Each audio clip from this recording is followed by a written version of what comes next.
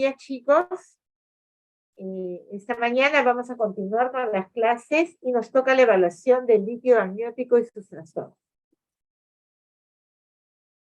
Entonces, vamos a transcurrir la clase viendo la definición, la composición, el volumen, sus funciones del líquido amniótico, cuál es su formación, el volumen, sus medidas y el líquido amniótico al final patológico, que es el oligohidramnios y el polihidramnios.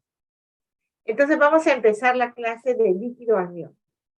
Vamos a decir como definición que el líquido amniótico es la parte del producto de la concepción. El líquido amniótico es aquel que baña toda la cavidad amniótica alrededor del feto. Se considera que en las etapas iniciales del embarazo tiene origen materno y que a partir de la semana 20, 18 más o menos por ahí, tiene origen fetal. Ahora vamos a ir explicando esto.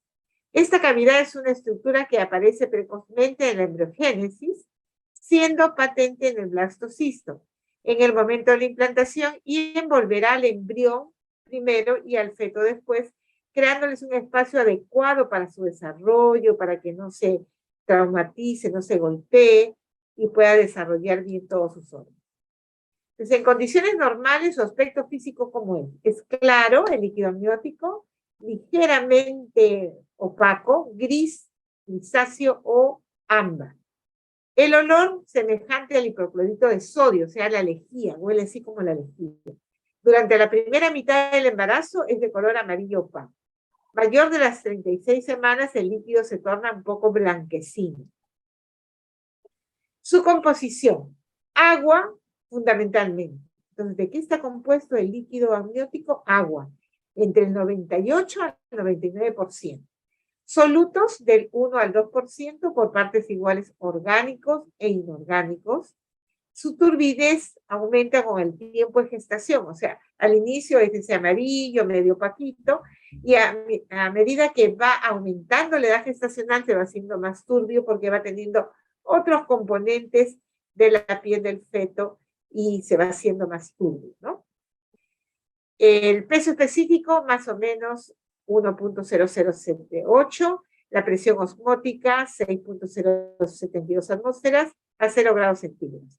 Y gases, PO2 de 4,43 mililitros de mercurio y PCO2 38 a 50. El pH de 7.13 antes de las 32 semanas a 7.08 desde esa semana hacia adelante. Y los componentes inorgánicos, el zinc, cobre, selenio, magnesio, el mismo fierro. Entonces, su composición hemos dicho que es prácticamente agua, 98% de agua. Pero también hay proteínas, aminoácidos, glucosa, enzimas, bilirrubina, ácido úrico, creatinina y urea. Lípidos, la descamación de las células de la piel y hormonas. Las proteínas tienen concentración de 20 a 25 veces menor que el plasma materno, disminuyendo con la edad gestacional. En cuanto a los aminoácidos, su concentración en el líquido amniótico es un 50-75% menos que el plasma materno y disminuye con la edad gestacional. ¿Ya? Entonces, hay proteínas, hay aminoácidos, es 20-25 menos en el plasma las proteínas, y igual los aminoácidos disminuyen con la edad gestacional. ¿Cuál es el volumen normal del líquido amniótico? El volumen del líquido amniótico es variable. Va a variar según la evolución del bebé, según el crecimiento del bebé, según avance en semanas. Aumenta de casi 30 milímetros que tiene a las 10 semanas, a 14 a 28 semanas, 50 milímetros por semana, fíjense, va aumentando, llegando así, de 30 a las 10 semanas, tiene 200 a las 16 semanas. Y casi medio litro a las 20. Llegando a 800 milímetros como máximo a la semana 32-34 y luego va disminuyendo hasta la semana 42. A la semana 40 es más de 1000, es más de un litro. Cerca del 98% de este líquido, hemos dicho y repetimos, es agua. en un feto de término, aproximadamente 2.800 es el agua, la placenta, el agua del líquido amniótico, la placenta también tiene, y es 400 milímetros más, y casi hay 4 litros de agua al final del embarazo de las 40 semanas de gestación. Entonces, ya hemos visto de qué se compone el líquido, qué es el líquido, está puesto el líquido allí desde la embriogénesis para poder hacer que el bebé pueda crecer sin tener contratiempos de trauma, sus miembros puedan desarrollar normal, ¿no? Y ese líquido va aumentando primero a expensas de la madre y después del propio bebé. Entonces, la composición es básicamente agua, pero también hay proteínas, hay lípidos, hay hormonas, hay vitaminas que están en el líquido amniótico. Ahora, cuando este líquido amniótico es insuficiente, o sea, es bajo, está no en lo normal, sino por debajo de lo normal, se llama oligohidramnios o oligoamnios. Si el volumen es más de lo normal, se llama polihidramnios.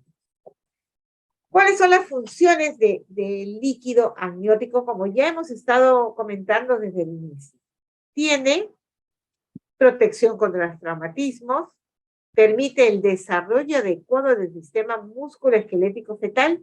Si no hay líquido amniótico, el bebé puede pegarse y no desarrollar sus miembros, sus brazos, sus piernas, se pega todo.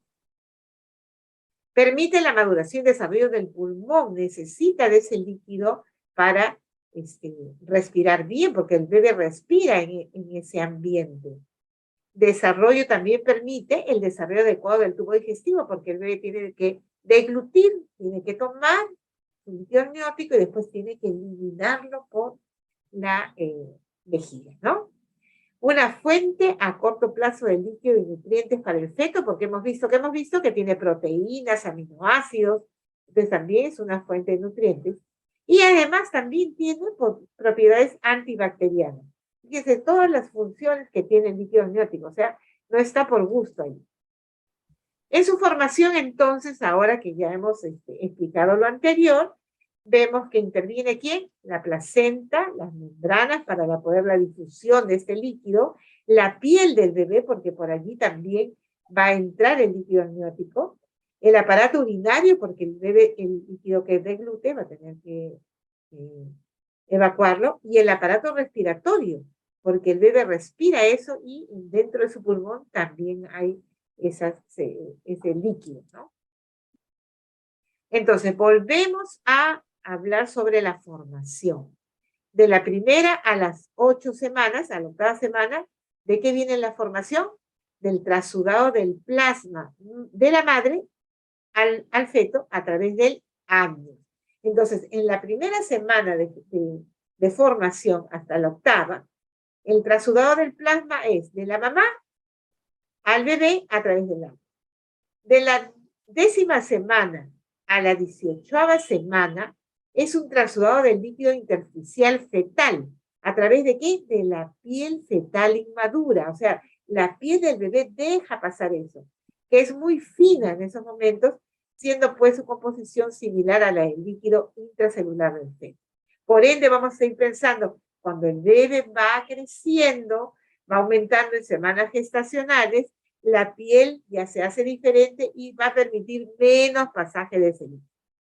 Mayor de 18 semanas, entonces, el desarrollo fetal determina eso que les digo yo, el engrosamiento y queratinización de la piel, que va a impedir la transducción a su nivel. Entonces, por ahí ya va bajando ese pasaje del líquido que estábamos explicando.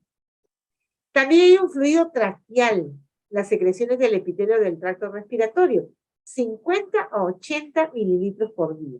Y también por allí se intercambian los fosfolípidos y la famosa surfactante, que permite que el pulmón del bebé pueda ser lo suficientemente funcionante para que pueda respirar bien fuera de ese líquido amniótico. El trasudado del líquido entre la sangre fetal y la cavidad amniótica a través de la placa corial placentaria, el cordón umbilical y la piel fetal esa es la vía intramembranosa. que da 40, 50 mililitros al día a término. O sea, hay un fluido traqueal, hay un trasudado de líquidos entre la sangre fetal y la cavidad amniótica que viene a través de la placenta, el cordón y la piel fetal. Esa es la vía intramembranosa. Y el trasudado materno a través de las membranas ovulares, 10 mililitros por día. Entonces, más de las 18 semanas que hemos dicho, funciona el riñón y el pulmón. Entonces, la formación del líquido amniótico ahí ya no va a ser solo de la mamá, va a ser a expensas del bebé. Entonces, no se olviden de esa semana que es importante. Mayor de las 18 semanas, funciona el riñón y el pulmón. La diuresis fetal, en la orina fetal, constituye el origen principal del líquido amniótico a partir de esa semana. ¿Sí? 30% del peso fetal, 7 mililitros a 600 mililitros al término. El bebé que está normal tiene que orinar esa cantidad. ¿Cuál es la evidencia de certeza de esta hipótesis? En la ausencia de líquido amniótico, en las agenesias renales cuando no hay riñón o en alguna oclusión de las vías excretoras, se produce entonces esa disminución del líquido. Esa disminución del líquido porque el bebé no va a poder orinar. Entonces, en el aparato urinario, a las 18 semanas aporta 7 a 14 mililitros por día de líquido. A las 25 semanas, 60 y a término 600 orina el bebé. Eliminación del líquido. La semana 18 se autorregula por su propio proceso de transudación. La vida media del líquido amniótico a partir de la semana 18 es de 90 minutos. En 3 horas todo el volumen se renueva, porque si no, uno diría, ay, entonces va a seguir aumentando el líquido y la barriga de la mamá casi va a explotar. No, porque esto es un circuito que va renovando, ¿no? Igual que el sistema sanguíneo y todo lo demás. Deglución fetal y su posterior reabsorción intestinal constituye la vía de eliminación principal. El feto deglute grandes cantidades de líquido amniótico, así como orina hasta 600 mililitros por día. ¿Cómo es que esto se regula? Porque el bebé deglute, o sea, se lo toma y lo va eliminando así. El feto deglute grandes cantidades, mayor de 20 mililitros por hora, hasta 500 a 1 litro cuando están a término. Y después es la transudación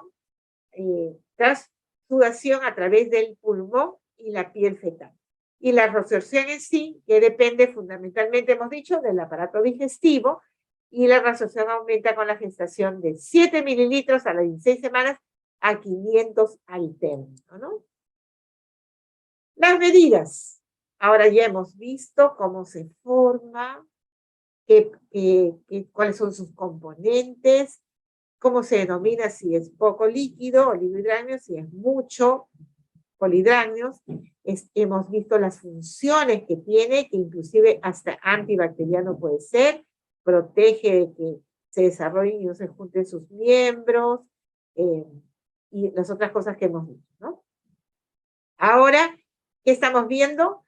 ¿Cómo es el proceso de la formación y de la reactivación y de la eliminación? Tiene que ver mucho con la parte digestiva y con la parte renal, porque el bebé, así como orina hasta 600 a término, también deglute, ¿no? Y lo otro es esa reabsorción que es por la misma piel del bebé, ¿no? La transudación. Ahora, vemos ahora sus medidas. ¿Y cuánto será lo normal? ¿O cuánto es eso que dice la doctora, que es poco líquido o mucho líquido? Las medidas de la cantidad de líquido amniótico, se abrevia en LA, se puede realizar utilizando diferentes técnicas. Las dos más utilizadas son la máxima columna vertical. Cuando ustedes lean un artículo y dice MCB, máxima columna vertical, se usa mucho eso mediante la ecografía. Y el índice del líquido amniótico son las medidas ecográficas que hay para poder determinar el líquido amniótico, porque no hay otra forma, ¿verdad? Entonces, esa máxima columna vertebral, vertical, MCB, se realiza midiendo la máxima columna vertical del líquido libre de partes fetales y cordón de manera vertical, perpendicular, en forma perpendicular y longitudinal a la mano. Se considera normal cuando esa máxima columna vertical es de 2 a 8 centímetros. Entonces, el médico especialista en ecografía, cuando hace una ecografía y mide, pone su traductor en forma longitudinal en la barriguita de la mamá y busca un cuadrante donde no haya partes fetales y cordón y mide ese líquido que existe ahí, está midiendo la máxima columna vertical. Y esa máxima columna vertical se considera normal de 2 a 8 centímetros. O sea, si tiene menos de 2, tiene poco líquido. Entraría en el diagnóstico de oligohidramnios. Y si tiene más de 8, tendría ya la suposición de que puede ser un polio. ¿Y a qué se le diagnostica, a qué se le denomina? ILA. Así lo van a encontrar, como ILA, índice del líquido amniótico. Es el valor de la suma de las máximas columnas verticales del líquido, libre siempre de partes fetales y cordón umbilical, porque si hay partes fetales y cordón umbilical, entonces no nos va a dejar medir bien ese pozo de líquido que yo quiero ver, ese saco, ese pozo que yo quiero medir. En cada uno de los 4 cuadrantes que eliminan, que se van a delimitar en la barriga de la madre. Entonces, la barriga de la madre es un todo. Nosotros, ese es un cuadrado. Lo vamos a dividir en 4 cuadrantes, pasando una línea por medio del ombligo y otra línea en forma vertical por medio del ombligo también. Y se forman 4 cuadrantes. 2 superiores, 2 inferiores, uno a la derecha y uno a la izquierda. Esos son los 4 cuadrantes.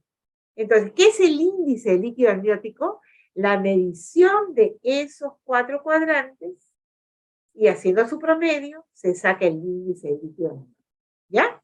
Entonces, la barriguita la dividimos en 4. ¿Por dónde voy a pasar la línea? Por el ombliguito. Línea perpendicular y la otra es horizontal y la otra es una vertical y la otra horizontal. Y se forman 4. 2 superiores, 2 inferiores, derecha e izquierda. Y ahí voy a medir. Entonces, el traductor, ¿cómo se coloca? En posición sagital y lo más perpendicular posible al suelo. Y se considera normal el hila entre ¿cuánto? Lo mínimo 5 y lo máximo 25. ¿Ya? Es factible realizarlo a partir de las 24 semanas.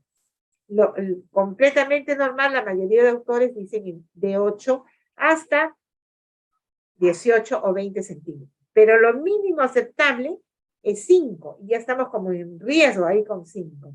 Cuando dicen 5, siempre estamos evidenciando una luz roja que puede estar en el límite de un oligohidramnios.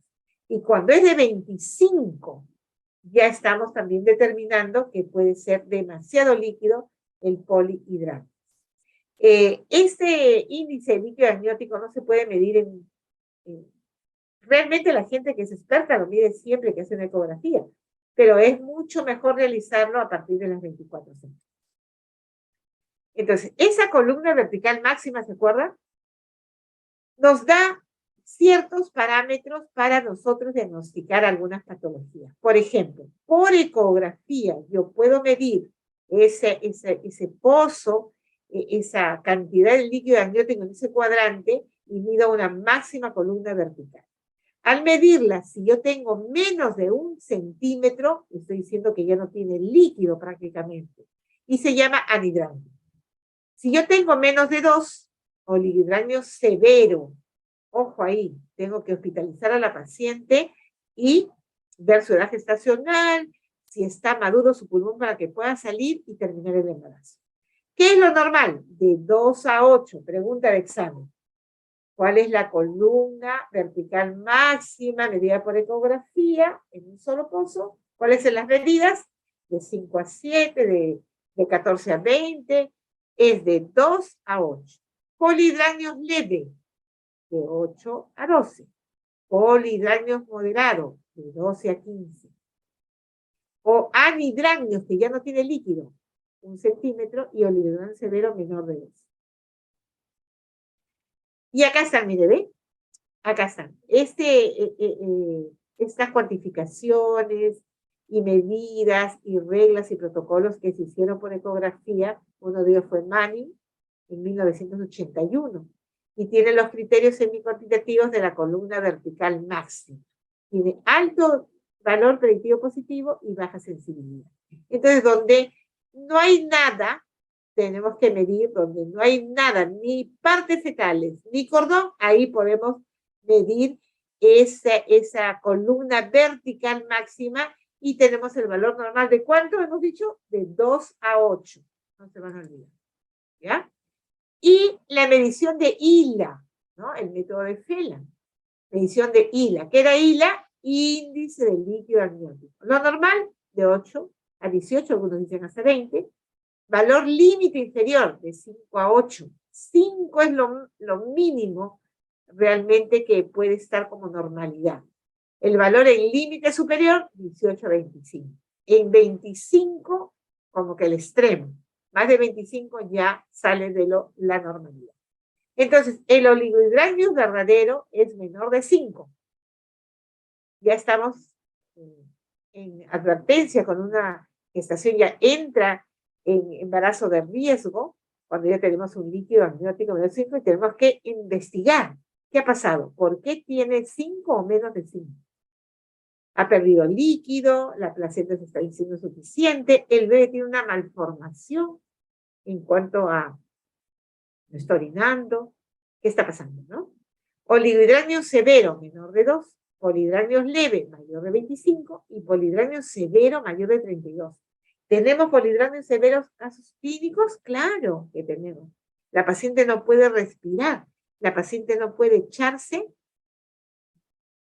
en decúbito dorsal, porque se ahoga de tanta presión que hay en el abdomen, ¿ya? Y acá están las mediciones, acá es lo que yo les decía.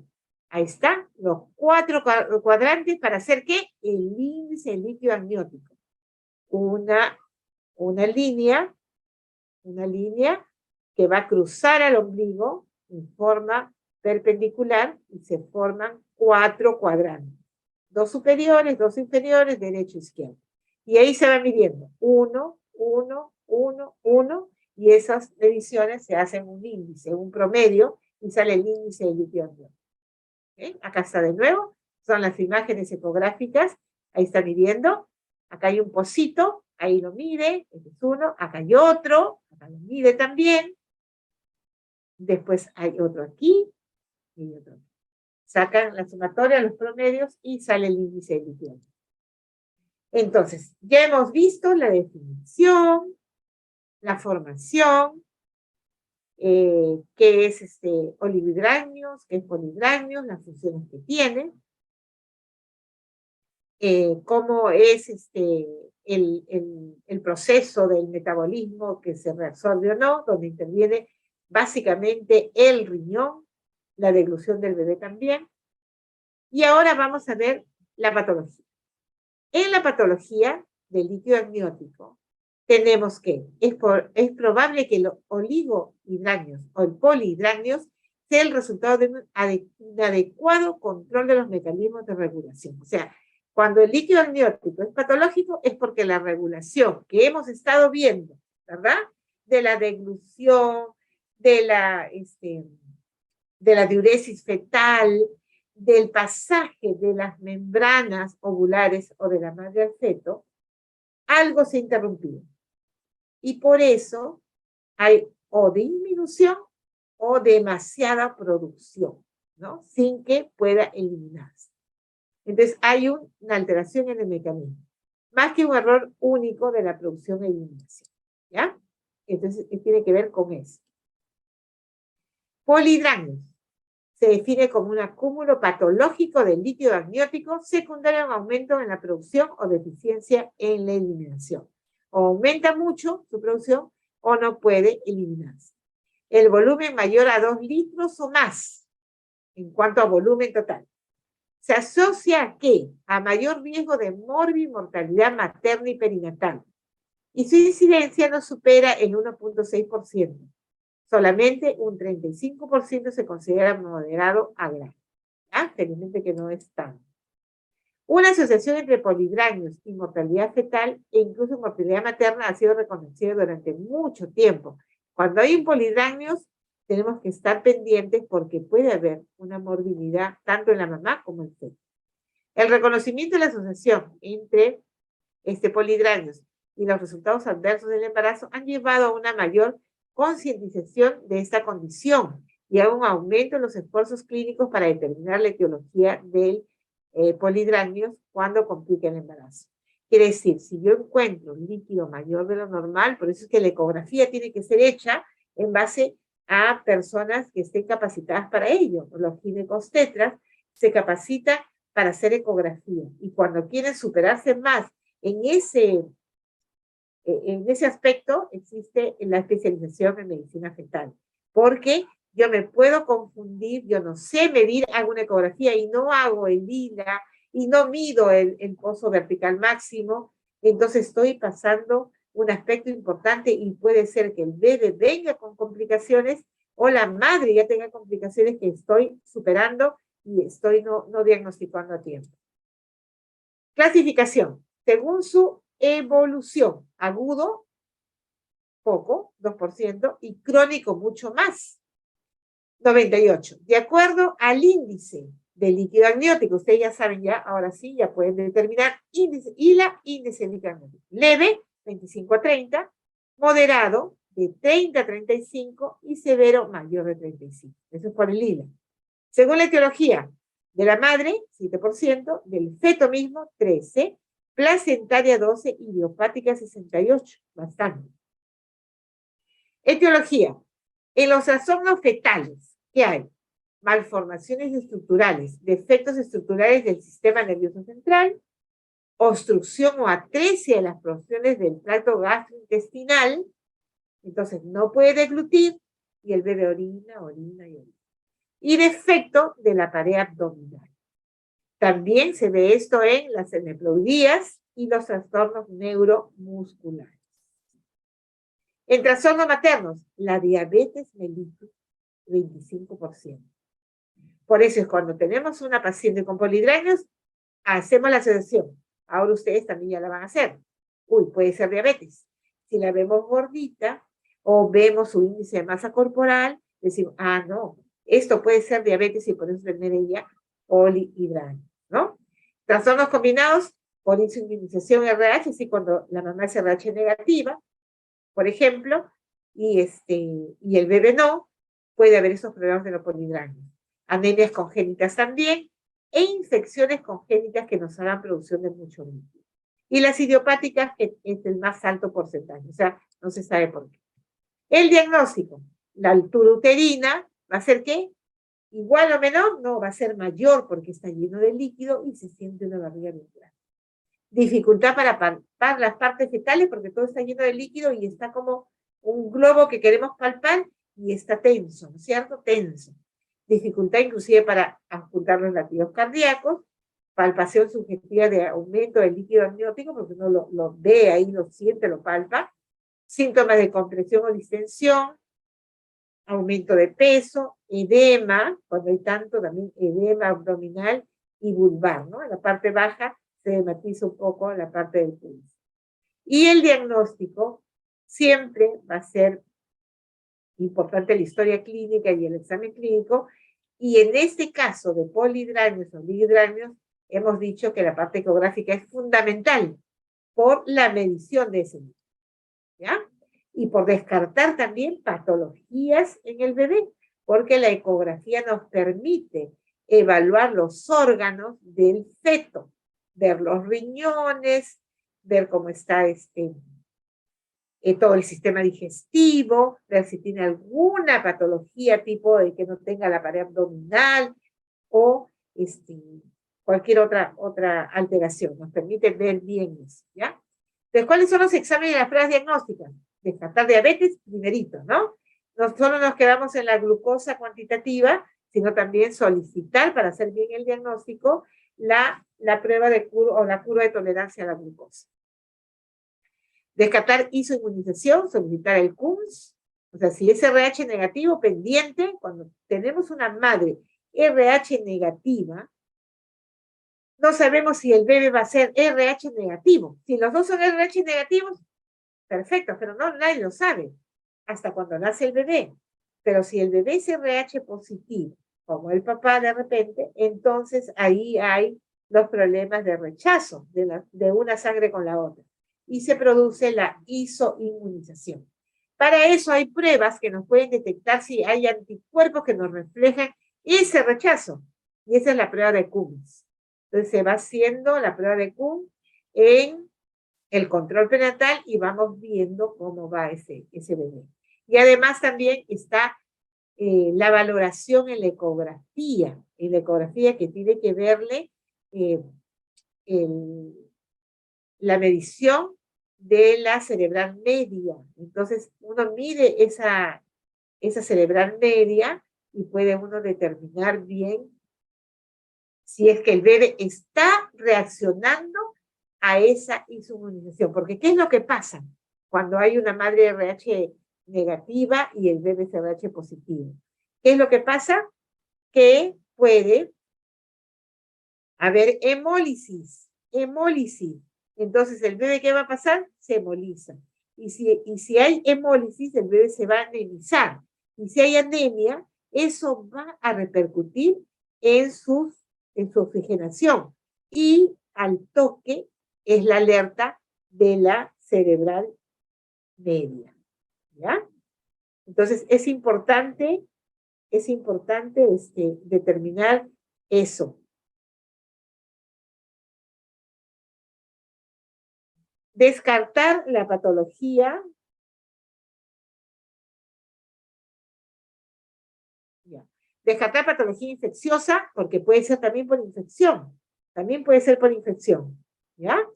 Serología, IgG, IgM de parvovirus, B19, IgG de toxoplasma.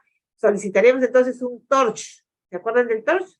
Vemos toxoplasma, vemos sífilis, vemos rubiola, citomegalovirus, eso tenemos que determinar. ELISA para estos exámenes, ¿no? En gestantes que no dispone de determinación durante la gestación o se consideran en riesgo, hay que siempre pedir. Descartar patologías malformativas, estudio ecográfico, ya saben, entre las 11 a las 14 semanas y entre las 22 a 24 en las famosas ecografías que nos pueden determinar la morfología del bebé, y la de 11 a 14, una ecografía genética que permite que tengamos la definición si es que hay un riesgo de cromosomopatía en el bebito, ¿ya? Así temprano, o sea, lo primero que hay que hacer es una ecografía de 11 a 14 semanas. Valorar el cariotipo también, el riesgo de aneuploidía dependerá de las anomalías asociadas. El polidranio es aparentemente idiopático, el riesgo de aneuploidía es poco, 0.1 a 2. Acá está, fíjense. En el diagnóstico, valorar la historia clínica, el examen físico, en la ecografía, confirmar el diagnóstico para hacer una ecografía. Si no hay malformaciones, estudio de la sangre materna, la curva de tolerancia, la serología, el CUMS, y ese es el diagnóstico. Si hay una malformación fetal, ya sabemos que hay una malformación fetal, entonces, ¿qué tenemos que corroborar? Con años en tesis para poder ver los cromosomas, alfa-fetoproteínas y demás, y se hace el diagnóstico, y si no hay nada, es el polidranio idiopático, ¿no? Entonces, la valoración de la historia clínica, el examen físico, más la ecografía, que es la fundamental aquí, permite hacer el diagnóstico y el manejo de estos casos, ¿no? ¿Cuáles son las complicaciones?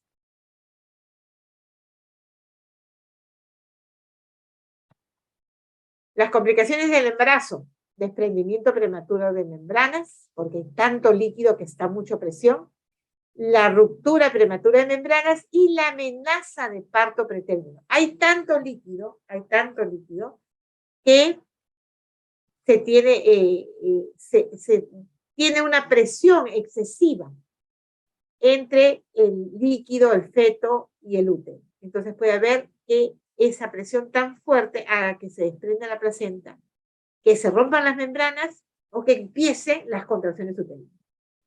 En el parto del puerperio, presentaciones anómalas del bebé, porque hay tanto líquido, se rompen las membranas y se sale el cordón, se sale la pierna, se sale un bracito, y también no contrae, porque ha estado tan dilatado el útero por tanta cantidad de líquido que después ya no hay contracción. En cuanto al tratamiento etiológico, cuando se identifica una causa potencial tratable en el útero, le podemos hacer el tratamiento. Si hay una infección, si hay una alteración del tipo cromosómica, mandaremos al genetista y después ya darle la consejería a la mamá. Sintomático, en el sentido de que cuando la paciente es demasiado líquido, hay que sacar un poco el líquido para que ella pueda siquiera dormir, y si tiene mucho dolor le daremos algún tratamiento sintomático y nada más, ¿no? Y si hay muchas contracciones porque está tan dilatado ese útero de tanto líquido que tiene, podemos dar inhibidores de esas contracciones, pueden ser las prostaglandinas, ¿no? Pero acá lo principal es saber por qué tiene tanto líquido amniótico. Si es una paciente que está haciendo una diabetes, o era diabética y no sabía ella el diagnóstico, entonces hay que trabajar con el endocrino y comenzar a bajar esa glucosa. Y también podemos dar algunas medicinas. Los AINES sirven para que en la producción del mismo líquido también disminuya un poco, ¿no? Amniodrenaje, ahí es lo que les estoy diciendo, según la sintomatología materna. Recomendaciones para realizar amniodrenaje cuando el líquido amniótico que está tan alto sea moderado o severo. Y la longitud cervical inferior a 15 o la dinámica uterina materna sea presente, ¿no? Quiere decir que está próximo a un parto pretérmino. Entonces yo tengo que sacar ese líquido para que se calme todo eso y el bebé pueda llegar a la madurez, que son las 37 semanas. Y cuando hay demasiada incomodidad, que como yo les digo, no pueden ni dormir, ¿no? El oligohidramnios ahora es lo contrario, que es el oligohidramnios o oligoamnios, es cuando el líquido amniótico es menos de lo normal. Y se define arbitrariamente cuando el volumen del líquido es menor a 500. ¿Ya? Por Manning, ¿se acuerdan? Que es en 1981 diagnosticó o fue el creador de esta nomenclatura, que es por ecografía. Dice que el oligohidramnios lo define el oligohidramnios como la ausencia de un bolsón de líquido amniótico de menor de 2 en el diámetro mayor. ¿Se acuerdan? El pozo máximo vertical, ese tiene que ser de 2 a 8. Cuando es menos de 2, por Manning, es oligohidramnios. Y cuando es mayor de 8, ya estamos en las definiciones de poligramo. Ahora, el oligohidramnios, cuando se presenta en el primer trimestre o en la primera mitad del segundo trimestre. Las causas son, ¿cuáles?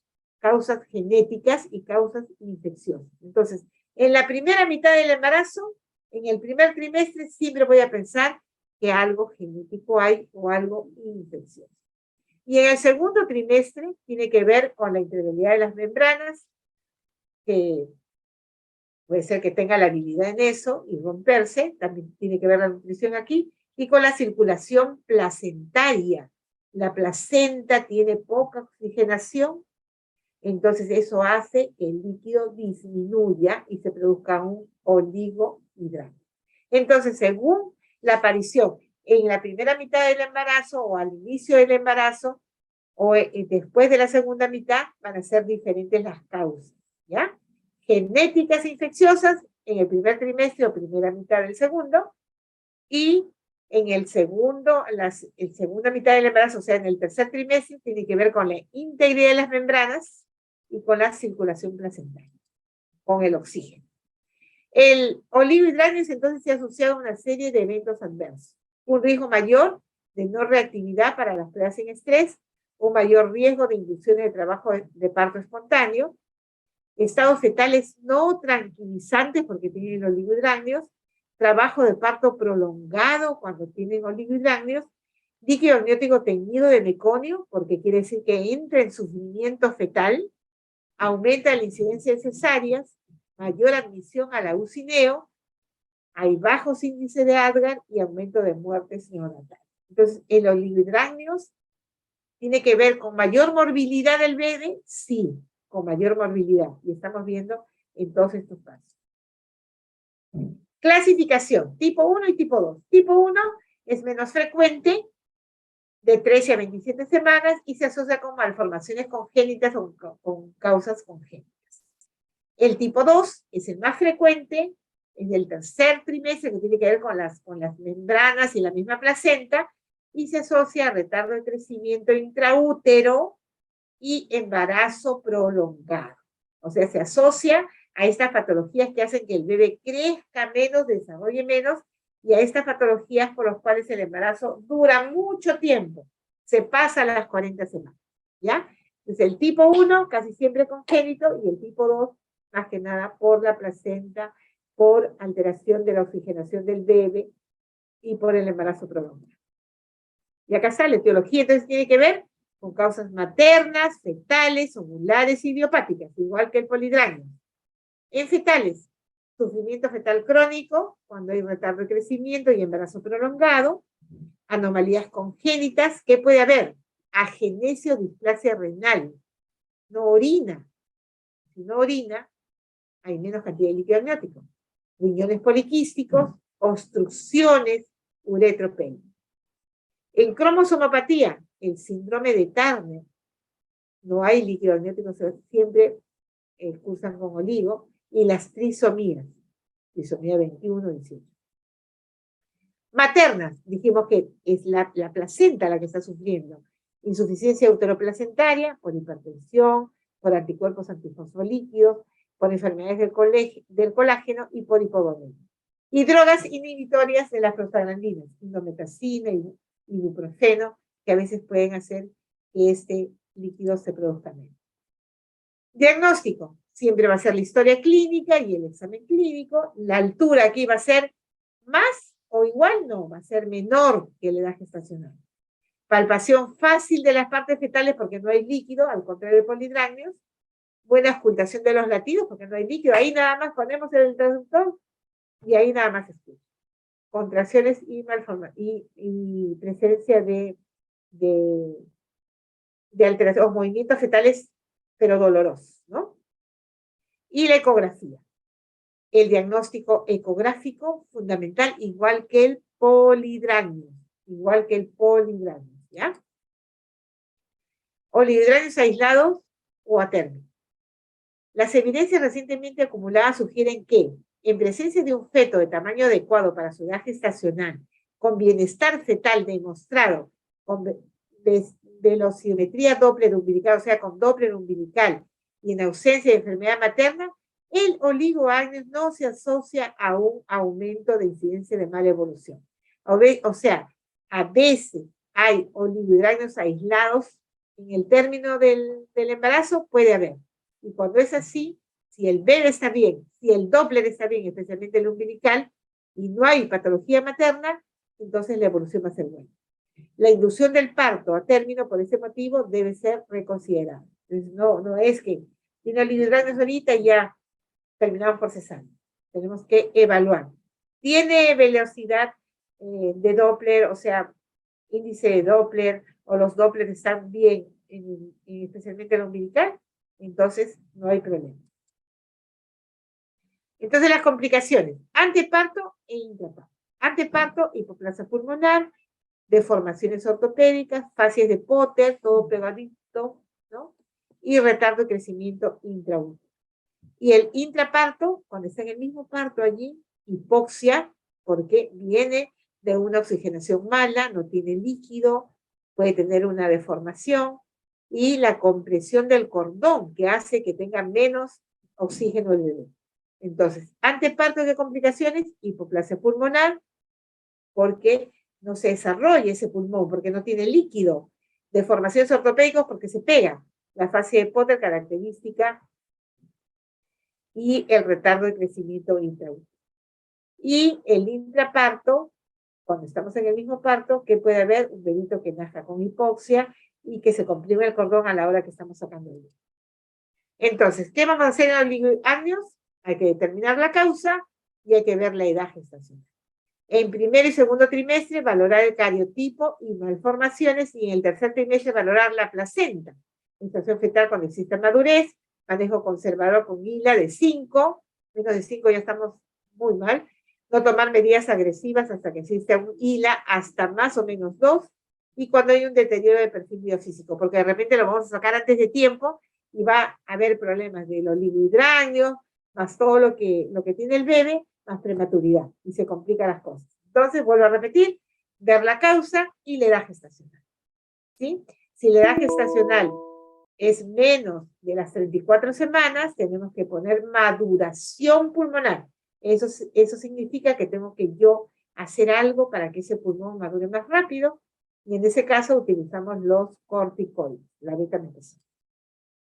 Entonces, tratamiento y manejo, la conducta cambia de acuerdo al momento de la edad gestacional y la causa, estamos viendo, ¿no?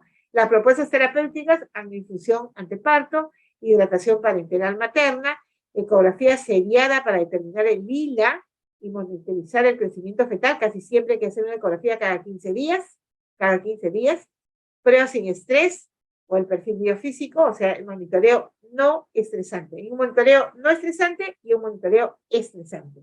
Lo volvemos estresante si le ponemos una sustancia que produzca contracciones, y esa es la oxitocina. Pero acá, como estamos hablando de un bebé, si no tiene la madurez pulmonar en edad gestacional, o sea, menos de 37, no voy a mandar un estresante porque de repente puede haber un inicio de trabajo de parto. La ecografía una vez cada 4 semanas o cada 2 semanas si hay retardo de crecimiento. El ILA debe medirse al menos una vez a la semana. Fíjense qué controlado tiene que estar este bebé con oligohidranio. Tiene que estar muy controlado, tiene que estar en una unidad de medicina fetal. Monitorización fetal con test no estresante o perfil biofísico al menos una vez a la semana. Y el parto, allí nada más cuando ya está cumpliendo la madurez, casi en las 37, y si es oligohidranio aislado y no complicado. Si se agrega preeclampsia o cualquier evento obstétrico que sume un riesgo, tenemos que sacarle al bebé apenas tenga la madurez pulmonar adecuada, que son las 34 semanas. Si el oligohidranio es aislado y no complicado, ya sabemos que bordeando las 37. ¿Ya? Y nada más, eso es lo que les quería yo contar por este día sobre esta clase de líquido amniótica, que es sencilla y es práctico. Hay que determinar bien la definición. Polihidráneos, oligohidráneos. Polihidráneos, cantidad excesiva, mayor de 25 en el ILA, ya saben ustedes que es el ILA, y el oligohidráneos menor de los 8 centímetros de índice de líquido amniótico. Si estamos hablando del pozo máximo, es de 2 a 8. Menos de 2 oligohidráneos, más de 8 polihidráneos. Y saber las causas en cada patología, en polihidráneos y en oligohidráneos, y eso va a determinarse según la historia clínica, la evaluación clínica, y acá un arma fundamental para estas dos patologías, que es la ecografía. La ecografía que nos va a medir el pozo vertical máximo y el índice de líquido amniótico. Y vamos a poder también determinar con el Doppler la velocidad de flujo que pasa por las arterias, especialmente la umbilical, la cerebral media, la uterina. ¿Ya? Muy bien. Esa es la clase de vida de hoy día. Muchísimas gracias, doctora Nélida Pinto, por su excelente exposición. Ha tocado usted los puntos muy puntuales y sumamente claros. A ver, tenemos aquí una pregunta de la audiencia. Dice, doctora, ¿cuándo usamos el ILA de 5 a 25 y el ILA modificado por Phelan de 8 a 18? Porque ambos tienen diferente rango y es amplio. Sí. Es un rango amplio, pero no tanto. Lo principal es la evaluación en conjunto de la paciente. Siempre hay que ver a la paciente como un todo. Acuérdense que un examen, un procedimiento, que en el caso nuestro de la obstetricia, la ecografía, y en su máxima expresión todos los procedimientos de medicina fetal son fundamentales. De todas maneras, el manejo va a ser de acuerdo a toda la patología que existe y toda la atención en forma integral de la paciente. De 5, con los límites de 5 y de 25 son los máximos límites que existen. Quiere decir que allí ya uno va a tener que tomar, así como decir, todas las armas que podamos tener en obstetricia para determinar qué riesgo se nos viene, qué es lo que está pasando por ese bebé. Por ejemplo, habría que hospitalizarle, habría que hacerle mayores exámenes, averiguar si la paciente tiene diabetes, si tiene preeclampsia. Entonces, no nos vayamos solamente a tiene este número, está en este índice y ya está. Entonces, no, sale ese número y el bebé está bien. No, nos sirven los índices y los parámetros para investigar. Yo tengo, así como los casos clínicos, tengo que investigar, dar mis diagnósticos diferenciales y llegar al mejor diagnóstico, y de allí, cuando tengo el mejor diagnóstico, el diagnóstico más acertado, poderle dar el plan de trabajo. ¿Qué voy a hacer ahora? Termino el embarazo, espero hacer pruebas cada 2 semanas, dejo a parto vaginal, o esta paciente no va a soportar el parto vaginal y termina en cesárea. Ok, muchísimas gracias, doctora Pinto. Creo que ahora sí, dado la hora, tienen ellos dentro de 10 minutos su caso clínico. Felicitaciones nuevamente por su excelente exposición. Una pregunta más se lanzó, doctora. A ver. Dice, doctora, si se complica con coriamnionitis, terminamos la gestación, ¿en qué caso llegamos a las 34 semanas? Perfecto, muy buena pregunta. Fíjense, cuando hay una coriamnionitis, ya todo es más difícil, porque allí ya no estamos jugando con la vida de la mamá, con la vida de la mamá y con la vida del bebé. Entonces, cuando hay coriamnionitis hay que valorar muy bien la edad gestacional. Hay que plantear el mejor tratamiento antibiótico, hay que plantear la coordinación con la UCI neonatal, porque cuando hay coriamnionitis hay que terminar el embarazo. Lo único que nos va a demorar quizás un día o 2 es la maduración de ese pulmón del bebé. Pero cuando esa coriamnionitis nos da indicios de que puede hacerse inclusive una sepsis con la mamá, hay que terminar el embarazo, lamentablemente, a expensas de una edad gestacional donde el pulmón del bebé de repente no va a poder respirar del todo bien en el ambiente de nosotros. Entonces, la coriamnionitis es muy difícil de manejar. ¿Qué es lo que hay que hacer? No llegar a ese punto. Por eso, cuando tenemos una paciente con alguna patología de líquido amniótico, especialmente cuando es una RPM, tenemos que hospitalizar a la paciente y ser muy cuidadosos, estar vigilando, no solo ecografía, los síntomas de la paciente, los síntomas clínicos y los síntomas de laboratorio. Y si estamos diagnosticando o llegamos al punto de donde tiene una coriamnionitis, vamos a tener que terminar el embarazo. Esa es la realidad. Ok, muchísimas gracias. Ya los chicos se han adelantado a la clase de rotura prematura de membranas. Ah, sí, qué bien. Excelente respuesta. Muchísimas gracias, doctora Pinto, por su participación. Ya, gracias, Juliana, a ti y a todos los chicos. Buen día. Ok, muy bien, señores internos. Muchas gracias por su participación y nos vemos en la siguiente clase, que va a ser el día jueves. Recuerden que hemos adelantado la clase del día martes. El día jueves nos vemos en la actividad. Buen día. Buen fin de semana con todos.